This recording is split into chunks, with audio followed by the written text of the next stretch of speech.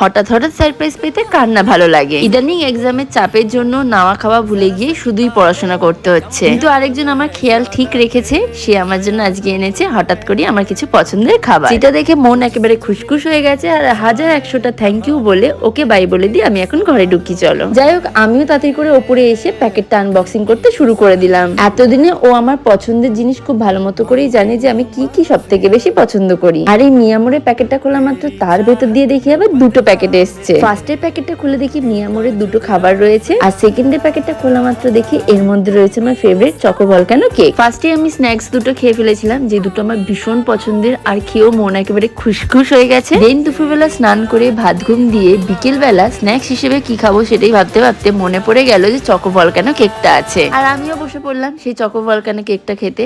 এই কেকটা গরম গরম খেতে খুবই ভালো লাগে, হাতে অত সময় ছিল না গরম করবার, তাই ঠান্ডা অবস্থাতেই খেয়েছি। এখন আমি কেকটা এনজয় করি।